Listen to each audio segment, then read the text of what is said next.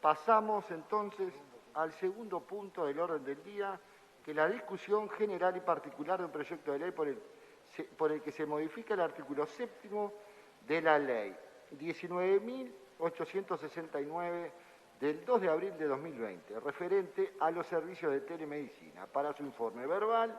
la señora senadora Sandra Lasso tiene la palabra. Gracias, señor presidente. Este proyecto viene con el voto unánime de los integrantes de la Comisión de Salud Pública. Asimismo, fue aprobado por unanimidad por la Cámara de Representantes.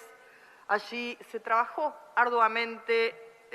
a los efectos de actualizar y modificar este artículo a fin de unificar la legislación sanitaria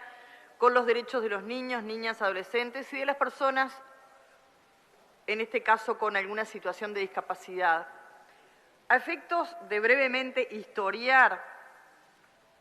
de qué estamos hablando, vamos a recordar que al inicio de la pandemia, en forma también unánime, aprobamos en abril de 2020, como bien decía el señor presidente, la ley 19.869, que tenía por objeto establecer los lineamientos generales para la implementación y desarrollo de la telemedicina como prestación de los servicios de salud. Sin lugar a dudas, esta modalidad ha contribuido durante el desarrollo de esta pandemia, impactando sobre todo en la mejora del acceso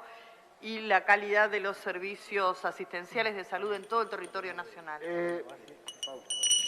Hay como una especie de barullo, un murmullo. Yo quisiera pedirle al cuerpo que amparemos a la señora senadora en el uso de la palabra, que está haciendo una muy buena exposición. Le agradezco, presidente. La Organización Mundial de la Salud define la telemedicina como la prestación de servicios de salud en los que la distancia es un factor determinante por parte de profesionales sanitarios a través de la utilización de tecnologías de la información y comunicación, TICs, para el intercambio de información válida para el diagnóstico, el tratamiento, la prevención de enfermedades, investigación y evaluación. Además, la modalidad coopera con la propia formación continua de los profesionales sanitarios. Todo esto en el entendido de que el objetivo final es mejorar la salud de la población y las comunidades. Vale decir, hoy contamos con avances en materia de tecnologías de la información y comunicaciones aplicadas a la salud, sumado al hecho de que existe un uso generalizado de servicios de Internet en los hogares, así como un incremento de las capacidades de los teléfonos móviles y otros dispositivos. Bien, este proyecto introduce una modificación, o mejor dicho, sustituye el artículo 7º de la Ley 19.689 en el caso de que el paciente sea menor de edad o persona declarada legalmente incapaz. Lo que se hace en referencia al consentimiento de los menores de edad es ajustarse a las disposiciones de la Convención sobre los Derechos del Niño de noviembre del 89, ratificada por Uruguay por la Ley 16.137 del 28 de septiembre de 1990 y del Código de la Niñez y la Adolescencia, Ley 17.823 de septiembre de 2004, pero sobre todo a la luz de las modificaciones efectuadas por la Ley número 18.426 de diciembre del año 2008. Sabido es que mediante la sanción de la Convención sobre los Derechos del Niño, la comunidad internacional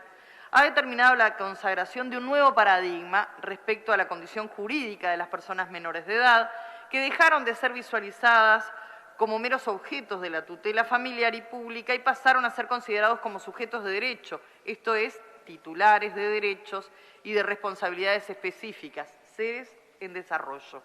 Un cambio profundo en la forma de relacionamiento entre niños y niñas adolescentes en el mundo o con el mundo adulto. Esta modificación no hace más que ayornarse, abandonando una concepción tutelar que visualiza a los niños como personas incapaces, propendiendo a abandonar prácticas que todos conocemos en el pasado han significado la legitimación de acciones que en muchos casos derivaban en graves vulneraciones de niños, niñas y adolescentes. En este caso, además, en el ámbito de la salud. Y esto significa otro cambio de paradigma, no solo para el sujeto de derecho, en este caso niños, niñas y adolescentes, sino también para quienes interactúan con ellos, en este caso los profesionales sanitarios, los padres o referentes, obviamente las madres, y responsables de los niños, niñas o adolescentes. Hoy el Código de la Niñez y Adolescencia a través de la Ley 17.823, en su artículo 8º, expresa que todo niño, niña y adolescente goza de los derechos inherentes a la persona humana y que tales derechos serán ejercidos de acuerdo a la evolución de sus facultades y en forma establecida en la Constitución de la República, consagrando además su derecho a ser oído y a obtener respuestas cuando se tomen decisiones que afectan su vida. El concepto de autonomía progresiva de la voluntad, suplantando los parámetros rígidos en materia de capacidad, teniendo en cuenta la opinión de los niños, primando entonces el principio de interés superior del niño como parámetro de todas las acciones y decisiones de los adultos que de alguna manera afectan la vida de niños, niñas y adolescentes, lo que dicho en otro modo significa que cualquier resolución que pueda tomarse en un caso concreto debe estar orientada a garantizar el ejercicio pleno de sus derechos, ni más ni menos que todos los niños y adolescentes en todo el territorio nacional gocen del derecho de ser oídos, que su opinión sea debidamente tenida en cuenta en todo aquello que los afecta y a los padres o responsables en su rol orientador. También la modificación refiere a las personas con discapacidad, acorde a lo aprobado por las Naciones Unidas en la Convención Internacional sobre los Derechos de las Personas con Discapacidad en diciembre de 2006 y ratificada en nuestro país mediante ley número 18.418 del año 2008. El cambio de paradigma en cuanto a la forma de concebir la discapacidad, partiendo de la base de respetar la voluntad de la persona que la padece en cuanto sea posible, así como establecer un abanico amplio de mecanismos de protección, únicamente reservando para la incapacidad total y situación donde el curador designado podrá ser consultado. En este caso, únicamente, reiteramos, para los casos de incapacidades mentales más graves.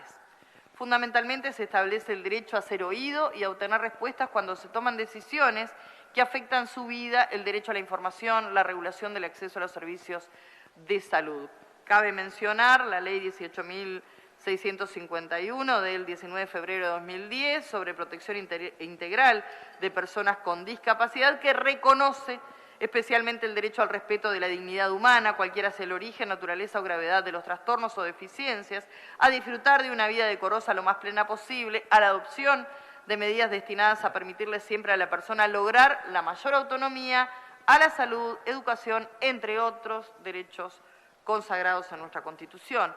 Vale también mencionar la ley número 19.529, Ley de Salud Mental, de agosto de 2007, que en su artículo 3º establece los principios rectores, citando en el literal B, la dignidad humana, los principios de derechos humanos constituyen el marco de referencia primordial de todas las medidas de carácter legislativo, judicial, administrativo, educativo y de cualquier otra índole, y en todos los ámbitos de aplicación que guarden relación con salud mental, así como también podríamos hacer mención al literal F. Resumiendo, de acuerdo a lo trabajado debidamente fundamentado en Cámara de Representantes, la Comisión de Salud Pública del Senado, en forma unánime, ratifica el voto de todos sus integrantes y la aprobación de este proyecto, que consta de un único artículo. Es todo lo que teníamos para informar, señor presidente.